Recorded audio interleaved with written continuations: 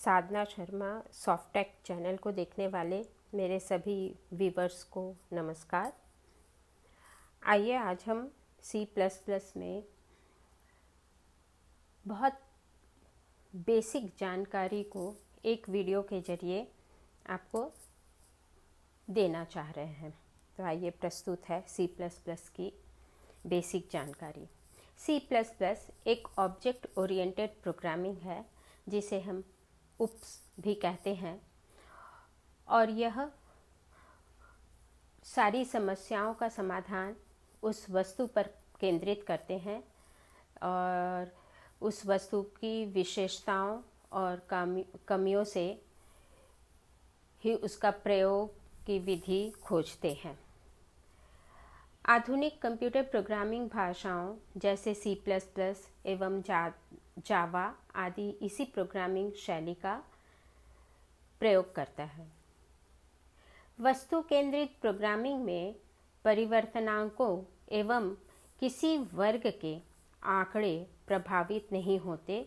इससे प्रोग्राम को नियंत्रण करना सरल हो जाता है और इस कार्य को वस्तु केंद्रित प्रोग्रामिंग भाषा में इनकैप्सुलेशन, जिसका शाब्दिक अर्थ एक के भीतर दूसरा रखने की क्रिया कहा जाता है। आइए इसके मुख्य टर्म्स जो हैं, जैसे ऑब्जेक्ट किसी वर्ग का एक दृष्टांत होता है। हम इसे ऐसा बोल सकते हैं, object is an instance of a class. Object एवं पब्लिक फंक्शन की सहायता से ही वर्ग को घोषित किए गए परिवर्तनांकों के मान में परिवर्तन किया जाता है। क्लास वर्ग विभिन्न फंक्शनों एवं परिवर्तनांकों का एक समूह है, या class is a collection of different data types of variables and functions. किसी भी ऑब्जेक्ट ओरिएंटेड प्रोग्राम में कम से कम एक वर्ग का घोषित किया जाना आवश्यक होता है। डेटा एब्स्ट्रैक्शन आंकड़ों के पृथक्करण का आशय संपूर्ण जटिलता के सरलीकरण से है। इसे इस प्रकार हम समझ सकते हैं कि यदि हम रिस्ट वॉच पहने हैं तो समय को हम देख सकते हैं, कितना बजा, कितना मिनट, कितने सेकंड, पर वो कैसे कार्य कर रहा है इससे हमें मतलब नहीं है। हम ऐसे उपकरण जिसको एक स्विच के द्वारा ऑन ऑफ कर सकते हैं, और यही गुण जो है एब्स्ट्रैक्शन या पृथक्करण कहलाता है। इस प्रकार हम कह सकते हैं कि किसी कार्य को संपन्न करने के लिए केवल आवश्यक ज्ञान ही पर्याप्त है, न कि कार्य की आंतरिक प्रक्रिया एवं उससे संबंधित अप्रत्यक्ष रूप में होने वाले कार्य के ज्ञान की भी आवश्यकता नहीं है।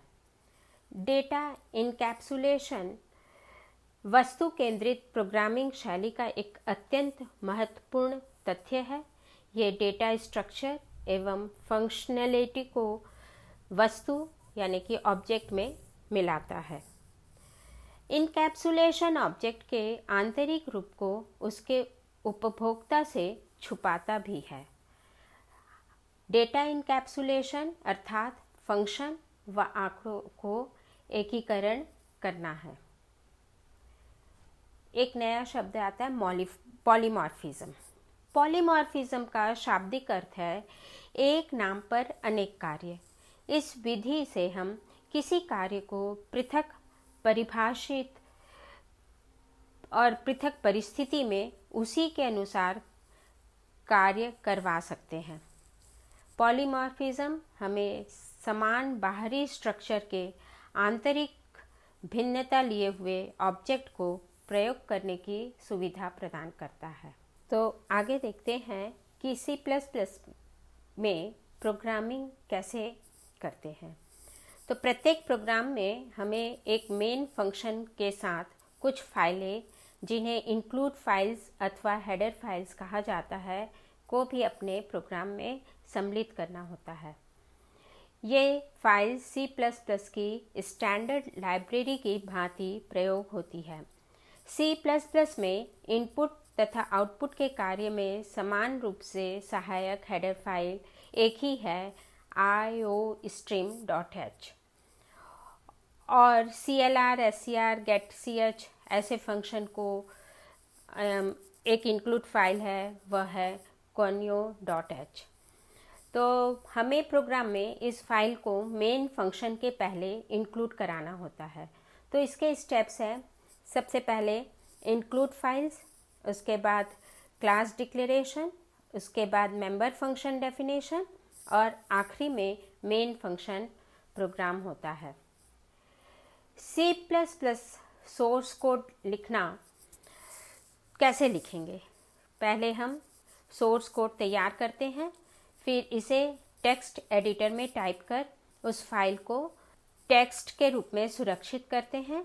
और C++ प्रोग्रामिंग में दो प्रकार की सोर्स कोड फाइल प्रयुक्त होती है। इंटरफेस फाइल, इसे हेडर फाइल भी कहा जाता है, और एप्लीकेशन फाइल, दो हो गए।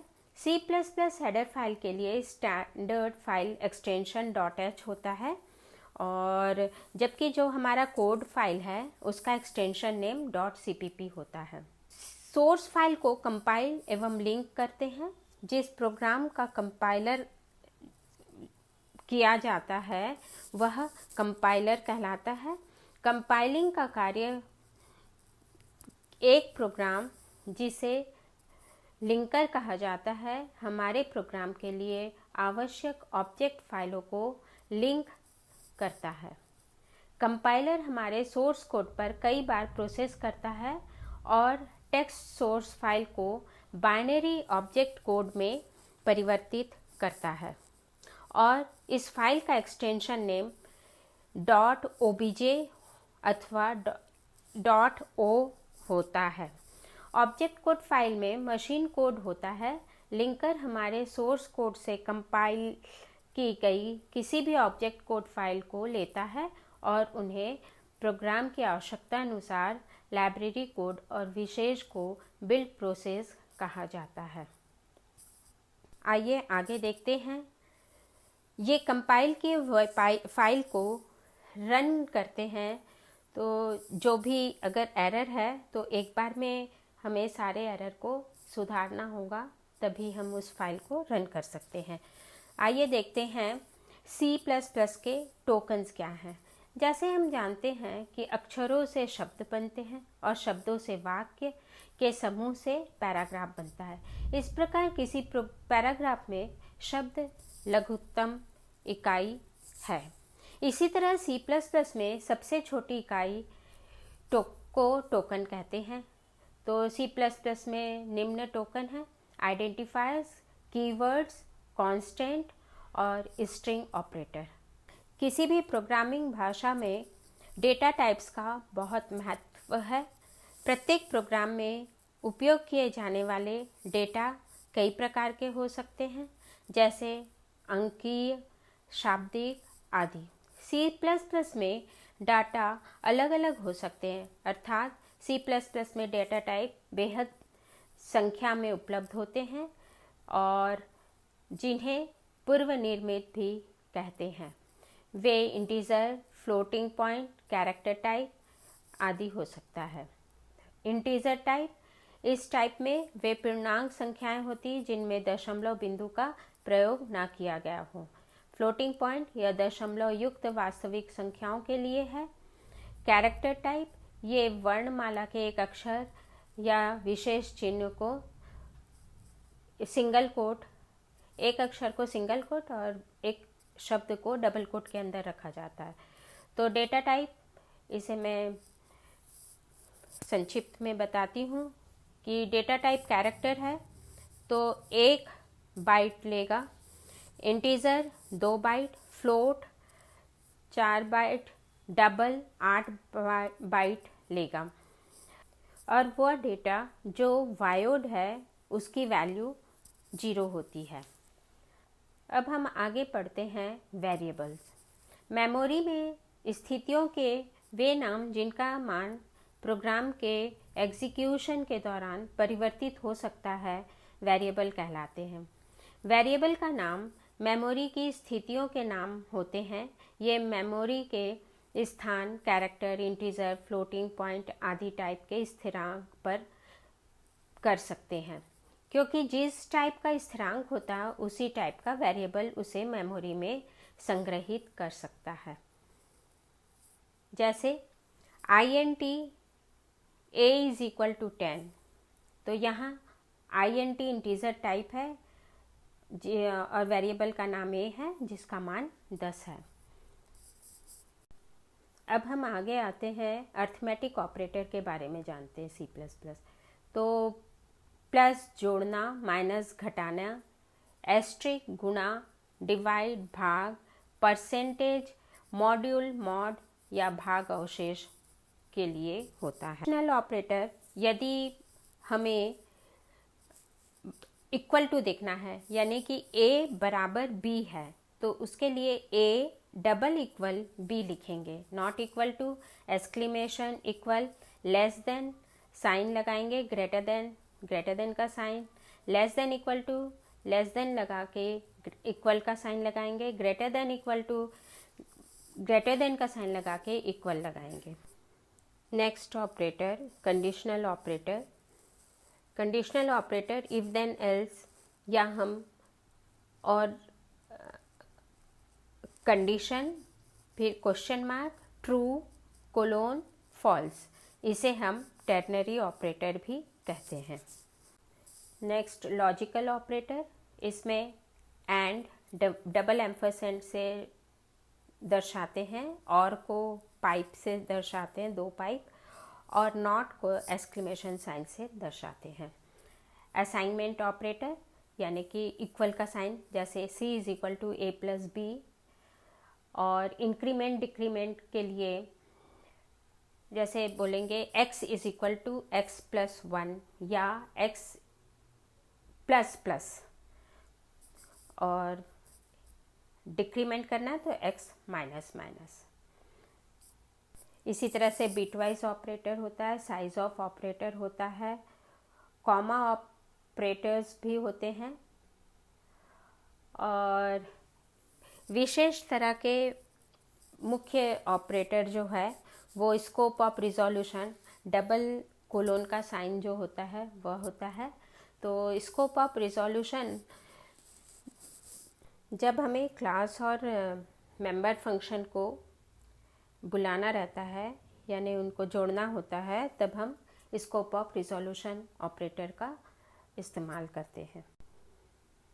मेंबर डिफरेंशिएटिंग ऑपरेटर, जिसमें ऑब्जेक्ट का नाम तथा उस सदस्य के पॉइंटर का प्रयोग करके उसके मेंबर तक पहुंचने के लिए उपयोग किया जाता है। मेमोरी मैनेजमेंट ऑपरेटर, इसमें मेलॉग तथा कैलॉग फंक्शन का प्रयोग करते हैं।